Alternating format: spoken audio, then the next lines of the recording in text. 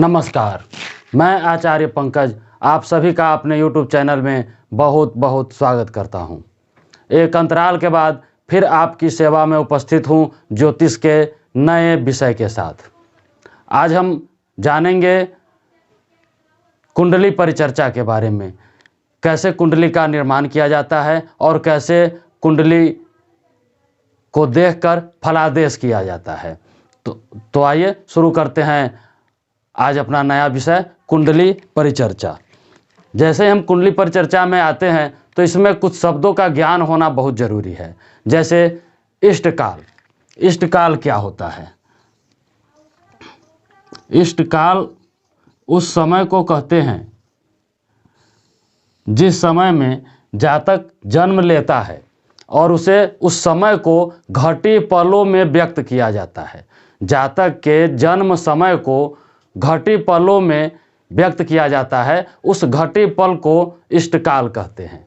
जैसे कोई दिन के 11 बजे जन्म लेता है तो इस 11 बजे के समय को घटी पलों में व्यक्त करने की जो प्रक्रिया है उसे ही हम इष्टकाल कहते हैं।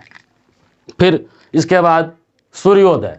सूर्योदय के बारे में तो सबको ज्ञान है ही कि सूर्य के उदय के समय को सूर्योदय कहते हैं, लेकिन यह अलग अलग स्थानों में अलग अलग समय होता है इसका। तो इसके लिए स्थानीय पंचांग का उपयोग करना चाहिए। स्थानीय पंचांग में सूर्य का जो उदय काल होता है वह दिया रहता है, उसे ही हम सूर्योदय काल कहते हैं। इसके बाद आता है जन्म समय। जन्म समय यह जन्म समय जातक का जो जन्म लेने का समय है, जिस समय जातक का जन्म होता है, यह घंटा मिनट में जो समय होता है उसे ही हम जन्म समय कहते हैं।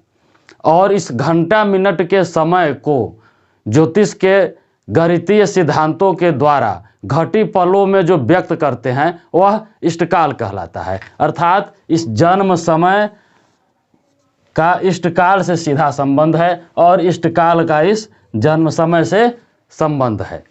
जन्म का जो घंटा मिनट में समय होता है, जातक के जन्म का जो घंटा मिनट में समय होता है उसे हम जन्मकालिक समय कहते हैं। और उस घंटा मिनट को ज्योतिषीय सिद्धांतों के द्वारा घटी पलों में व्यक्त करने की जो प्रक्रिया है और जो घटी पल में वह समय व्यक्त किया जाता है, स्पष्ट किया जाता है, उसे हम इष्टकाल कहते हैं।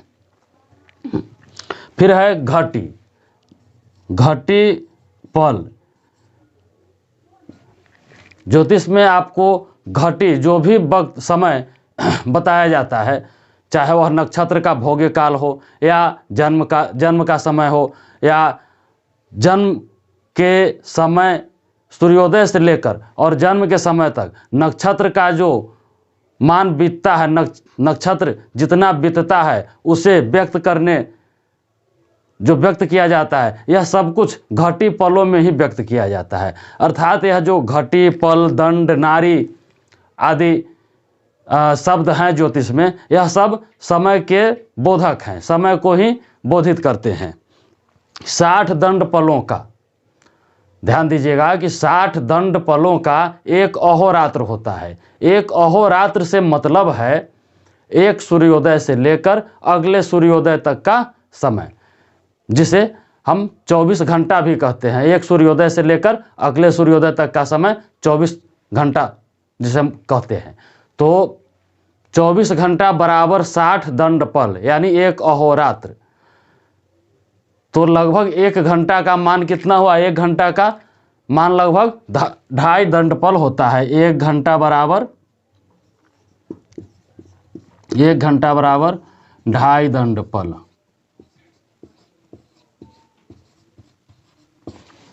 अब यहाँ पर हम एक ज्योतिष शास्त्र में एक समय के निर्धारण के समय के निर्धारण की इकाई को जानेंगे। थोड़ा सा मैं बता देता हूँ, चूँकि यह ज्योतिष शास्त्र में तो यह गणना बहुत ही सूक्ष्मतम है, सूक्ष्म से भी सूक्ष्मतम गणना की गई है समय का। लेकिन हम एक आपको छोटा सा उदाहरण दे देते हैं जिससे आप समय के के गणना को ज्योतिष शास्त्र में समझ सके। इसे 60 विपल का एक पल होता है। 60 विपल बराबर एक पल, यह एक पल हुआ। और ऐसे 60 पल जब मिल जाएंगे तो एक घड़ी होगा, एक घड़ी। और ऐसे 60 घड़ी मिलकर एक अहोरात्र,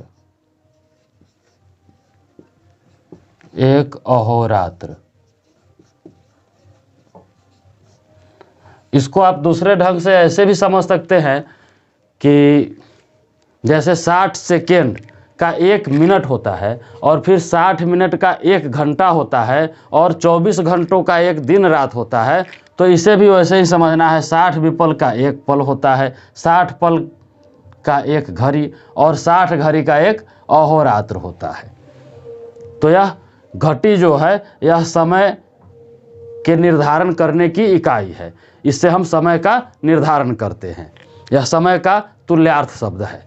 समय के बारे में इससे जानकारी होती है। फिर इसके बाद एक बहुत ही महत्वपूर्ण शब्द है ज्योतिष में। जैसे ही आप कुंडली निर्माण की प्रक्रिया में आगे बढ़ते हैं, कुंडली के बारे में जानकारी हासिल करना चाहते हैं, तो आपको एक शब्द उभर के सामने आएगा, भयात। भयात क्या है? भयात का अर्थ है भ जोर यात। भ कहते हैं नक्षत्र को, भ का अर्थ है नक्षत्र, भ कहते हैं नक्षत्र को। और यात मतलब कितना, यात कब तक, कितना बीता। जो नक्षत्र का जो निर्धारित समय है कि इस समय तक, एक निश्चित अवधि तक नक्षत्र कितना बीत चुका है, उसे भयात कहते हैं। यात मतलब निश्चित समय, एक निश्चित समय तक नक्षत्र का जो भोग्य काल है, एक निश्चित समय तक, एक निश्चित समय तक नक्षत्र का जो भोग्य काल है उसे हम भयात कहते हैं। भ का अर्थ होता है नक्षत्र, यात मतलब बीता। कितना नक्षत्र का, यह नक्षत्र एक निश्चित समय तक, जातक का जो जन्म होता है उस जन्म समय तक नक्षत्र कितना बीत चुका है उसे हम भयात कहते हैं। यह भी जातक के जन्म समय को ही संबोधित करता है, यह भी जातक के जन्म समय के बारे में ही बताता है। तो वह जो इष्टकाल है वह जन्म के समय का जो घंटा पल है उसे हम दंड पलों में जो व्यक्त करते हैं उसे इष्टकाल कहते हैं। और यह नक्षत्र का है, नक्षत्र का जो भोग्य काल उस समय तक है जब जातक का जन्म होता है, उस समय तक नक्षत्र के बीते हुए समय को भयात कहते हैं। और फिर आता है भभोग। भभोग, तो भभोग भी भयात की भांति समझना है। जैसे यहाँ भ का अर्थ नक्षत्र है, वैसे यहाँ भी भ का मतलब नक्षत्र ही है। और भोग का मतलब है पूर्ण भोग काल। नक्षत्र का संपूर्ण भोग काल कितना है, यह भयात है कि नक्षत्र जब जातक का जन्म हुआ उस समय नक्षत्र कितना बीता हुआ था, वह भयात है। और जिस नक्षत्र में जातक का जन्म हुआ वह उस नक्षत्र का पूर्ण भोग्यमान कितना है, इसे हम नक्षत्र का पूर्ण भोग्यमान कहेंगे। नक्षत्र का पूर्ण भोग्यमान।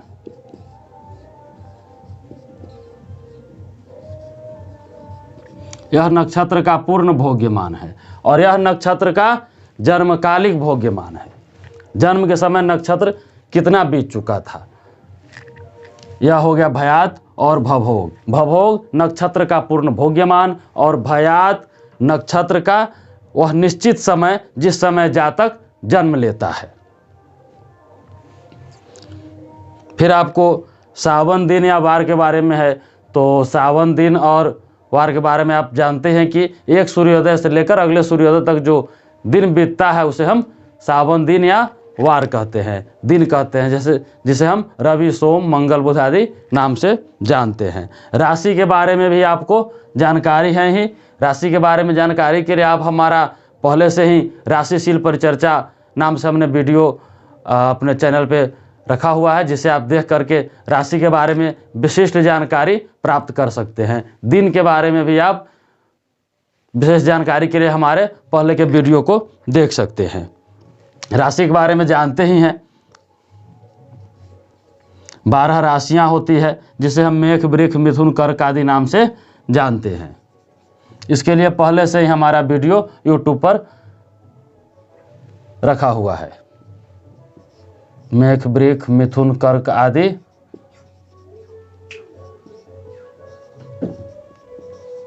आदि जो 12 राशियां हैं उसे हम राशि के नाम से जानते हैं। प्रत्येक राशि 30 अंश का होता है और एक राशि में 2.25 नक्षत्र होते हैं। एक राशि में 2.25 नक्षत्र होते हैं और प्रत्येक नक्षत्र के 9 चरण होते हैं। फिर आता है कुंडली में भाव। जैसे कुंडली निर्माण की प्रक्रिया में आप आगे चलेंगे तो उसमें आपको भाव शब्द से आपका सामना होगा। यह कुंडली निर्माण में यह भाव शब्द क्या है? भाव, यह भाव शब्द है कुंडली के जो 12 भाव हैं उसे ही हम भाव कहते हैं। प्रथम भाव लग्न भाव होता है। कुंडली के जो 12 भाव होते हैं, जैसे मैं आपको यहाँ बता देता हूँ कि यह भाव क्या है।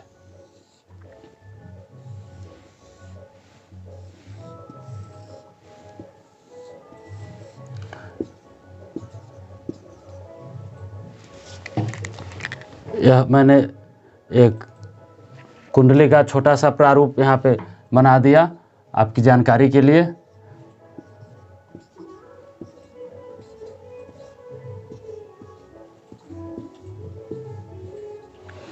यह जो 12 भाव है, यह पहला भाव है, यह दूसरा, तीसरा, चौथा, पांचवा, छठा, सातवां, आठवां, 9वां, 10वां, 11वां, 12। यह जो कुंडली में 12 खाने बने हुए हैं, इन 12 खानों को हम 12 भाव के नाम से जानते हैं। यह प्रथम भाव है जिसे हम तनु भाव कहते हैं। इन 12 भावों के नाम ज्योतिष शास्त्र में बताए गए हैं। यह प्रथम भाव तनु भाव के नाम से जाना जाता है, इसे हम तनु भाव कहते हैं। यह धन भाव है। दूसरा भाव धन भाव होता है और तीसरे भाव को हम सहज भाव कहते हैं। तनु, धन, सहज, सुहृत, इसे सुहृत कहते हैं। सुहृत, इसे सुत भाव कहते हैं। पंचम भाव सुत भाव कहलाता है, यह सुत भाव है। और यह रोग, यह रोग भाव है। यह जाया, इसे जाया कहते हैं। इससे स्त्री भाव का विचार किया जाता है। जिस तरह से इन भावों के नाम है उन भावों से उस प्रकार की बातों का विचार जातक के जीवन में, जातक की कुंडली में किया जाता है। जैसे तनु भाव है तो इस प्रथम भाव से जातक के शरीर के में जो चिन्ह है उनका, और जातक का शरीर कैसा होगा, स्वस्थ होगा, निरोग होगा, वह दुबला होगा, कृश होगा, कैसा होगा, उसके स्वरूप का विचार करते हैं तनु भाव से। दूसरा भाव धन भाव है तो इससे जातक के जीवन में उसे कितना धन प्राप्त होगा, उसका कोष कैसा होगा, उसे धन की प्राप्ति होगी कि नहीं, इन सब चीज़ों का विचार करते हैं। तो इस प्रकार से जिन भावों के जैसे नाम हैं और उन्हीं चीज़ों का उनके जातक के जीवन में विचार किया जाता है। यह अष्टम भाव मृत्यु भाव के नाम से जाना जाता है, इसे मृत्यु भाव कहते हैं। यह नवम भाव भाग्य भाव है, इससे जातक के भाग्य का विचार किया जाता है। यह दसम भाव कर्म भाव है, इससे जातक के कर्म का विचार किया जाता है। यह एकादश भाव आय भाव है, लाभ, आय या लाभ भाव भी कहते हैं। और यह व्यय या खर्च का भाव है, इसे व्यय या खर्च का भाव कहते हैं। तो यह जो 12 खाने हैं, इन 12 खानों को हम 12 भावों के नाम से जानते हैं। इसे ही ज्योतिष शास्त्र में भाव कहा गया है। यह 12 खाने 12 भावों के नाम से जाने जाते हैं। जिन भावों का जो नाम है जातक के जीवन में, उन चीज़ों का विचार उन भाव से किया जाता है। इसके बारे में हम विशिष्ट चर्चा आगे भी करेंगे और बहुत ही बृहद ढंग से आपको इन 12 भावों के बारे में हम बताएंगे। अभी एक सामान्य जानकारी कि भाव होते क्या है। आज हमने कुंडली परिचर्चा के अंतर्गत ज्योतिष कुंडली बनाने में इष्टकाल, भयात, भवभोग आदि जो शब्द आते हैं उनका क्या मतलब है, भाव, इनके बारे में हमने जाना। यदि आपको हमारा यह वीडियो पसंद आया हो तो वीडियो को लाइक ज़रूर करें और शेयर भी करें। साथ ही एक अनुरोध कि हमारे चैनल को अवश्य ही सब्सक्राइब करें और बेल आइकन को भी प्रेस कर दें ताकि हमारे आने वाले नए वीडियो की सूचना आपको यथासमय मिलता रहे। फिर हम अपने अगले वीडियो में लग्न स्पष्ट, नक्षत्र आदि जो कुंडली से संबंधित विषय हैं उनके बारे में हम बताएंगे। नमस्कार।